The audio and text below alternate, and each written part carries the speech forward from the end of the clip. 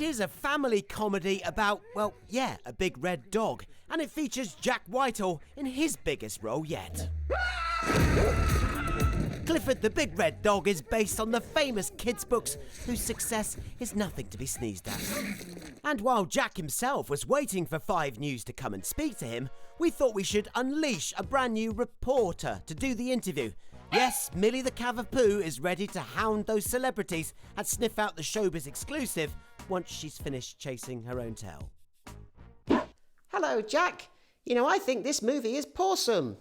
It was so good, it was almost as much fun as chasing squirrels and eating random things on the floor. I praise indeed. Better than sniffing another dog's bottom. You know, I think we better shatter this very convincing illusion because this is 5 News. It's a very serious news programme.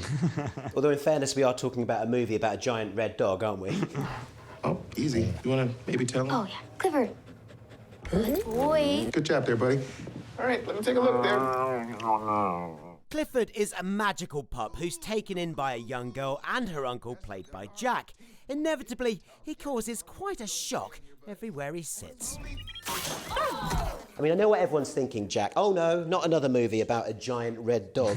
But I really enjoyed this. It kind of reminded me of sort of those classic 80s kids movies that we grew up with. Yeah, I'm glad you said that because for us, that was always the kind of like intention with the movie was to try and make something that felt like those classic 80s and 90s kids films. And it's nice that I finally made something that my friends can take their kids to see and nephews and nieces can go and watch it because thus far, you know, we've been keeping them at arm's length from everything that I've ever done.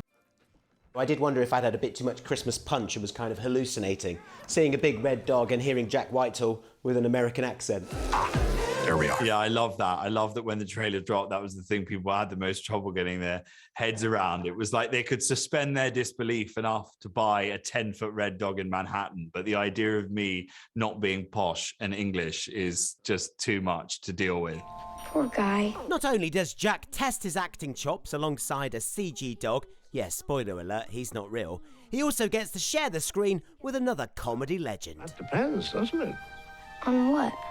On how much you love him. How exciting or weird is it to get to act opposite a member of Monty Python? I mean, it must have been fun working with John Cleese. 100%. Like, for me, John Cleese is one of my comedy heroes, and getting to work with a great man was a real kind of bucket list moment professionally. He has this amazing energy and mischievousness, and every day on set with him was one that I really look forward to. Rather fittingly, I suppose, for a movie about a big red dog, you're one of the lead actors.